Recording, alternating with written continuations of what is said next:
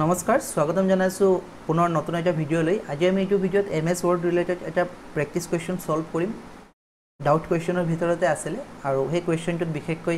থাকিব gutter margin then portrait and landscape কেনেকৈ কৰিব পাৰো একেটা ডকুমেন্টত যেটো অলৰেডি আমি আগৰ ভিডিওত আলোচনা কৰিছো যে একেটা ডকুমেন্টতে যদি কেইবাখনো পেজ থাকে আমাৰ ইচ্ছা অনুযায়ী কোনো পেজত আমি পোৰ্ট্ৰেইট কৰিব পাৰো ওৰিয়েন্টেশন আৰু কোনো পেজ আমি ল্যান্ডস্কেপ কৰিব পাৰো তেনেকৈ যদি বিচাৰো আমি পোৰ্ট্ৰেইট কৰিব পাৰো যদি বিচাৰো ল্যান্ডস্কেপ কৰিব পাৰো এগেইন যদি বিচাৰো তেনেকৈ পোৰ্ট্ৰেইট কৰিব পাৰো এইটো ভিডিওটো অলৰেডি দিয়া হৈছে যদি আপোনালোকে চোৱা নাই ডেসক্ৰিপচনতে লিংক দিয়া আছে লিংকত ভিজিট কৰি ভিডিওটো চাই লব লগতে একেটা ডকুমেন্টতে বিভিন্ন পেজত আমি কেনেকৈ বিভিন্ন ধৰণৰ হেডাৰ ইউজ কৰিব পাৰো হেতু চাম আৰু লগতে পেজ ব্ৰেকআপৰ বিষয়ে চাম যদি আপোনালোকৰ অন্য কোনো কোৱেৰি বা ডাউট থাকে তেতিয়া হলে ডেসক্ৰিপচনত এটা লিংক পাব গুগল ফৰ্মৰ সেই লিংকত ক্লিক কৰিলে গুগল ফৰ্ম খুলিব তাত আপোনালোকৰ যি কোৱেৰি আছে বা ডাউট কোৱেশ্চন আছে সেইখিনি টাইপ কৰি সাবমিট কৰি দিব আৰু সেই অনুপাতে ভিডিওবিলাক আপোনালোকক প্ৰভাইড কৰা হ'ব আৰু পিডিএফ টো লবলৈ যি টেলিগ্ৰাম চেনেল আছে rj_idhan ডেসক্ৰিপচনত লিংকও দিয়া আছে তাত ভিজিট কৰি পিডিএফ টো লৈ ল'ব পাৰিব আজি যেটো ডাউট কোৱেশ্চন বা প্ৰ্যাকটিস কোৱেশ্চন হৈছে এইটো আপোনালোকে স্ক্ৰিনত যেটো দেখিবলৈ পাইছে ইয়াত কৈছে যে create a document with two pages set the page orientation as follows অৰ্থাৎ ডকুমেন্ট এটা ক্ৰিয়েট কৰিব কৈছে আৰু পেজ দি ওৰিয়েন্টেশন আছে এটা পোৰ্ট্ৰেইট হ'ব কৈছে অৰ্থাৎ এনেকৈ পোৰ্ট্ৰেইট আৰু সেকেন্ড পেজ টু ল্যান্ডস্কেপ হ'ব কৈছে দুটা প্যাৰাগ্ৰাফ অলৰেডি দিয়া আছে আমি এটো টাইপ কৰিব লাগে প্ৰথম পেজত প্যাৰাগ্ৰাফ 1 টাইপ কৰিব লাগিব আৰু সেকেন্ড পেজত প্যাৰাগ্ৰাফ 2 টাইপ কৰিব লাগিব আৰু কিছুমান আমাক ইয়াত এডিট কৰিব কৈছে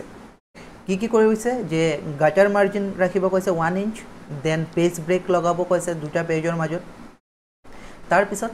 টপ আৰু বটম মাৰ্জিন 1.5 ইঞ্চ ৰাখিব কৈছে দুইটা পেজত আৰু সুইটেবল হেডিং ইউজ কৰিব কৈছে প্ৰতিটো প্যাৰাগ্ৰাফত কোৱেশ্চন নম্বৰ 4 টো চাব use suitable heading as headers for each paragraph প্ৰতিটো প্যাৰাগ্ৰাফৰ কাৰণে এটা সুইটেবল হেডিং ঠিক আছে এক্সাক্ট একেটা হেডিং হ'ব হেডাৰ হ'ব হেতু কোৱা নাই বা আমি যদি এনেকৈ ক'ব পাৰো যে দুইটা প্যাৰাগ্ৰাফৰ কাৰণে ডিফাৰেন্ট হেডিং হ'ব তেনেকৈ আমি ক'ব পাৰো কাৰণ কোৱেশ্চনটো যেনেকৈ আছে use suitable heading as headers for each paragraph প্ৰত্যেক প্যাৰাগ্ৰাফৰ কাৰণে সুইটেবল হেডিং আমি বিচাৰিলে আমি দুইটা প্যাৰাগ্ৰাফৰ কাৰণে দুইটা হেডিং দিব পাৰো ওকে ঠিক আছে আমি এইটো সলিউশন কেনেকৈ আমি চাই লওঁ মই অলৰেডি এইটো টাইপ কৰিয়ে থৈছো ইয়াত প্যাৰাগ্ৰাফ আছে আমাক প্ৰথম কৈছিলে গাটাৰ মাৰ্জিন এড কৰিবলৈ আসলতে গাটাৰ মাৰ্জিন হয় কি আপোনালোকে এই ডকুমেন্টটো যদি চাইছে তেতিয়া হলে মন কৰিব যে লেফট সাইডত যিমান স্পেস আছে ৰাইট সাইডতো হিমানে স্পেস আছে ৰাইট যদি আমি এই পেজ প্ৰিন্ট কৰি ফাইল কৰিব বিচাৰো ধুনিয়াকৈ ফাইলত বনাই জাপি থব বিচাৰো বা অফিশিয়াল ফাইল বিলাক যেনেকুৱা বা কিতাপবোৰ যেনেকুৱা বাইন্ডিং কৰে তেতিয়া কি হয় পিন আপ কৰিবলৈ অলপ জায়গা অলপ বেছি থলে ভাল হয় কাৰণ যদি আমি ইমানকৈ জায়গা আৰু কেতিয়াবা পিন আপ যদি কৰো বা হোল কৰি যদি আমি ৰছী বান্ধি থওঁ তেতিয়া হলে এই লিখাবোৰৰ ওপৰতো কেতিয়াবা পিন মাৰি দিয়া হয় যাৰ কাৰণে আমি পঢ়িবলৈ অসুবিধা হয় আৰু সেই কাৰণে কি কৰা হয় গাটাৰ মাৰ্জিন এড কৰা হয় যাতে অলপ স্পেস বেছি থাকে গাটাৰ মাৰ্জিন আমি লেফটত আৰু টপতে এড কৰিব পাৰিম তাৰ কাৰণে আমি কোড যাব লাগিব লেআউটত যাম লেআউটত গৈ মাৰ্জিনত গৈ কাস্টম মাৰ্জিন যাম কাস্টম মাৰ্জিন যোৱাৰ পিছত যি পেজ সেটআপ ওলাব তাত চাব ওপৰত মাৰ্জিন লিখা আছে top left bottom then right তাৰ তলত আছে গাটাৰটো আমাক 1 সেন্টিমিটাৰ কৈছিলে গতিকে আমি ইয়াত 1 cm ম্যানুয়ালি টাইপ কৰি দিম আৰু লেফটত থব কৈছে গতিকে লেফটত থম ঠিক আছে কোৱেশ্চনটো মেনশন কৰিছিলে মেবি লেফটত সেট দি গাটাৰ মাৰ্জিন টু 1 ইঞ্চ একো মেনশন কৰা নাই গতিকে বাই ডিফল্ট আমি লেফটতে থৈ দিম ওকে কৰিলো ওকে কৰাৰ লগে লগে এতিয়া সব স্পেসটো ৰাইট সাইডত যিমান আছে লেফট সাইডত 1 সেন্টিমিটাৰ বেছি হে আছে কাৰণ আমি যদি এইটো হাৰ্ড কপি উলিয়া পিন আপ কৰো তেতিয়া হলে যাতে আমাৰ যি লিখা আছে তাত এখিনি একো নষ্ট নহয় বা তেনেকৈ লিখাৰ ওপৰত যাতে কোনো পিন নপৰে ইয়াৰ পিছত এটা কোৱেশ্চন কৈছিলে যে insert a page break between two pages দুইটা পেজৰ মাজত এটা পেজ ব্ৰেক লগাব কৈছে আমি তাৰ আগতে অন্য এটা কৰো কোৱেশ্চন নম্বৰ 3 টো আমি সলভ কৰি লওঁ কোৱেশ্চন নম্বৰ 3 কি কৈছে যে টপ আৰু বটম মাৰ্জিন 1.5 ইঞ্চ লগাব কৈছে অৰ্থাৎ টপটো 1.5 আৰু বটমটো 1.5 তাৰ কাৰণে আমি কোড যাম তাৰ কাৰণে আমি যাব লাগিব পুনৰ ডকুমেন্টত গৈ আমি লেআউটত যাম লেআউটত গৈ মাৰ্জিনত গৈ কাস্টম মাৰ্জিনত যাম কাস্টম মাৰ্জিন যোৱাৰ পিছত আপোনালোকে চাব টপত 2.54 cm আছে আৰু বটম 2.54 cm আমি এটো ম্যানুয়ালি 1 লিখি in লিখিম ওকে আৰু বটমতো 1 লিখি in আমাক 1 বুলিয়ে কৈছিল নহয় জানো কোৱেশ্চনটো 1.5 কৈছিলে সৰি 1.5 গতিকে আমি কি কৰিম 1.5 লিখি in লিখিব আৰু 1.5 লিখি in লিখিব তাৰপিছত ওকে প্ৰেছ কৰিব ওকে প্ৰেছ কৰাৰ পিছত কি হ'ব ওপৰতো স্পেচ অলপ বাঢ়ি যাব আৰু তলতো স্পেচ বাঢ়ি যাব ওকে আমি যদি কাস্টমত গৈ আকৌ চাও তেতিয়া হলে চাব এটো সেন্টিমিটাৰত কনভাৰ্ট কৰি লৈছে গতিকে ইঞ্চি যদি দিয়ে তেতিয়া হলে ম্যানুয়ালি in বুলি টাইপ কৰি লব হৈ গল দুটা কোৱেশ্চন সলভ তাৰ পিছত আৰু এটা কি কৈছিলে যে সুইটেবল হেডাৰ লগাব লাগে প্ৰতিটো প্যাৰাগ্ৰাফৰ কাৰণে সুইটেবল হেডাৰ হেতু লগাম বাৰু তাৰ আগতে আমি পেজ ব্ৰেকআপ লগাই লওঁ okay inside a page break between two page অৰ্থাৎ প্ৰথম প্যাৰাগ্ৰাফটো ফাৰ্স্ট প্ৰথম পেজত থাকিব আৰু সেকেন্ড প্যাৰাগ্ৰাফটো সেকেন্ড পেজত থাকিব আমি প্ৰথম প্যাৰাগ্ৰাফৰ পিছতে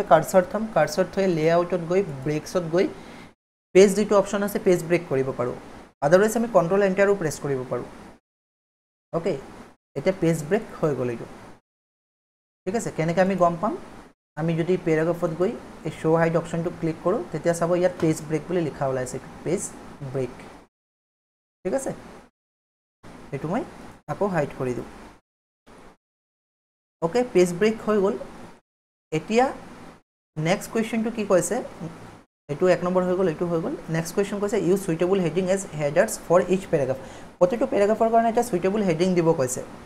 প্ৰথমটো দি সানৰ বিষয়ে আছে কিবা আৰু পিছৰটো কি আছে একে ষ্টাৰৰ বিষয়ে আছে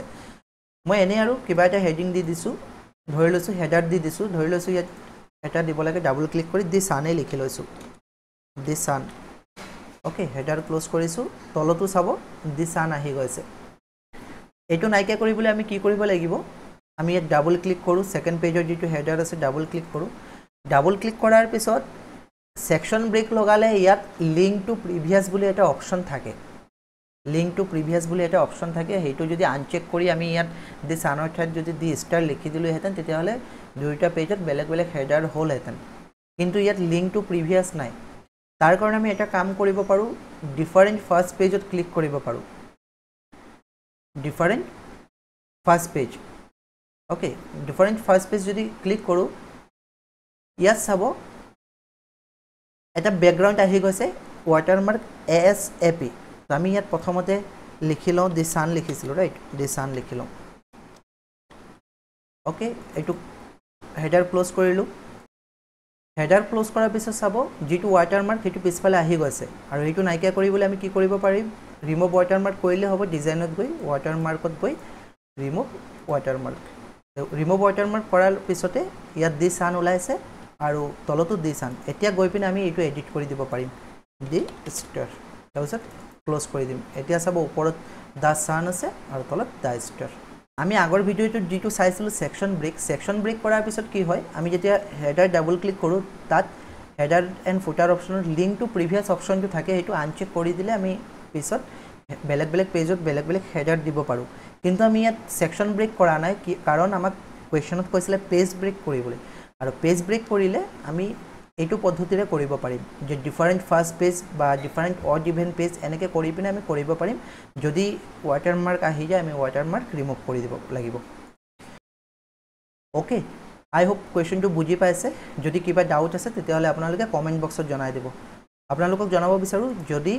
আপোনালোকে ADRE স্কিল টেষ্টৰ কাৰণে মক টেষ্ট দিব বিচাৰে তেতিয়া হলে 15টা সিৰিজৰ এটা নতুন মক টেষ্ট অনা হৈছে যত নেকি আপোনালোকে as per previous syllabus মতে question পাব total 45 question MS Word or পাব 15টা question Excel or 15টা আৰু PowerPoint or 15টা অৰ্থাৎ 15টা total set থাকিব তাৰে ভিতৰ 3টা free of cost 3টা free of cost পাব আপোনালোকে এনি টাইম এটো এক্সেস কৰিব পাৰিব টেলিগ্ৰামত এটো PDF শেয়াৰ কৰি থোৱা হৈছে কিন্তু তাৰ পিছত যদি আপোনালোকে আপগ্ৰেড কৰিব বিচাৰে কোৱেশ্চনৰ লেভেল যদি আপোনালোকৰ ভাল লাগে তেতিয়া হলে মিনিমাম 99 रुपीस এটা প্ৰাইস এই কিউআৰত স্ক্যান কৰি WhatsApp নম্বৰটো শেয়াৰ কৰিব তেতিয়া হলে বাকি 12টা কোৱেশ্চন আপোনালোকক সেন্ড কৰি দিয়া হ'ব যদি কিবা ডাউট আছে তেতিয়া হলে কমেন্টত পুনৰ কৈছো যে জনাই দিব আৰু ভিডিওটো কেনেকুৱা পাইছে হেতু জনাবলৈ নাপাহৰিব লগতে ভিডিওটো যদি ভাল পাইছে তেতিয়া হলে লাইক আৰু শেয়াৰ কৰি দিব